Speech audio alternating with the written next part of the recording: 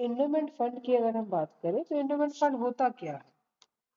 Endowment fund भी बाकी जैसे ग्रांट डोनेशंस के टाइप के ही फंड है, जो कि कोई क्या कर रहे हैं, कोई प्रभावशाली व्यक्ति कोई क्लब या कोई हॉस्पिटल या कोई स्कूल को दान कर रहा है। ठीक है, बट यहाँ पर जो चीज है, यहाँ पर जो चीज है वो क्या है, अलग क्या है बाकी सब में से। एंडोमेंट फंड को बंदोबस्ती कोष भी कहा जाता है हिंदी में। इसमें और बाकी फंड्स में फर्क क्या है? इसमें ये फंड जब कोई प्रभावशाली व्यक्ति किसी गैर व्यापारी संस्था को दे रहा है, प्रदान कर रहा है, तो वो कंडीशन लगा देता है, शर्त लगा देता है कि भाई हम जो पैसे आपको दे रहे हैं, उस पैसे को आपको खर्चा नहीं करना है, आपको ये पैसा किसी जगह पे इन्वेस्ट करना है, किसी सिक्योर जगह पे आपको उसको इन्वेस्ट करना है, उस इन्वेस्टमेंट से जो पैसे आएंगे उसको आप खर्चा, समझ रहे हो? एक बार पढ़ते हैं, देखो। एंडोमेंट फंड वो कोष होता है जिसे दाता, डोनर डोनर ठीक है, किसी संस्था को ये शर्त रख कर देता है कि मूल राशि खर्च नहीं की जाएगी, बल्कि उस पर होने वाली आय या निवेश से मिलने वाला लाभ संस्था की आवश्यकताओं को या किसी विशेष उद्देश्य के लिए उपयोग किया जाएगा। उदाहरण में देखो बता दिया गया है कि मान लीजिए किसी कॉलेज को 10 करोड़ का एंडोमेंट फंड प्राप्त होता है। ठीक है, एंडोमेंट फंड यानी कि बंदोबस्ती कोष।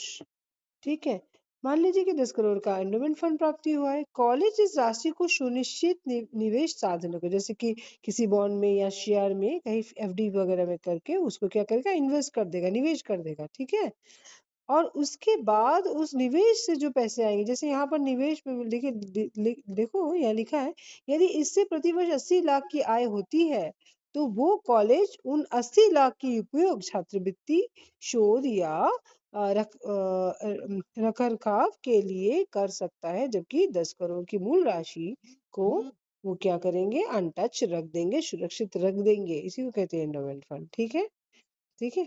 अब एंडोमेंट फंड के प्रकार भी यहाँ पर दिया हुआ है, लेकिन ये आप क्लास 12 के बच्चों के लिए जरूरी नहीं है। ठीक है, ग्रेजुएशन वगैरह के बच्चे इसको देख सकते हैं। परमानेंट एंडोमेंट फंड है, team endowment sorry term endowment fund है, क्वासी एंडोमेंट फंड है। ठीक है, और यहाँ पर रिस्ट्रिक्टेड या रिस्ट्रिक्टेड एंडोमेंट फंड भी है। अगर आपको डिटेल्स में किसी ग्रेजुएशन के बच्चे को ये समझना है तो हमको कमेंट करना, हम उसको अच्छे से एक्सप्लेन कर देंगे वैसे। ठीक है, ठीक है। और अच्छा, अब इंग्लिश में भी इसको हम दे देते हैं, किसी बच्चे को इंग्लिश में नोट्स चाहिए तो एक बार देख लीजिएगा।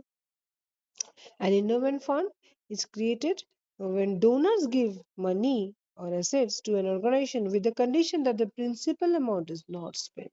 Principal amount को spend नहीं करना है, only the income or investment returns are used usually to support the organization's ongoing needs or specific project. ठीक है, कोई स्पेसिफिक प्रोजेक्ट के लिए या उसको कंटिन्यू चलाने के लिए, मेंटेन करने के लिए संस्था को वो पैसे जो आपको इंटरेस्ट या डिविडेंड से आएगा उसमें आप यूज कर सकते हो। ठीक है, एक्सप्लेन तो मैंने पहले ही कर दिया है ना।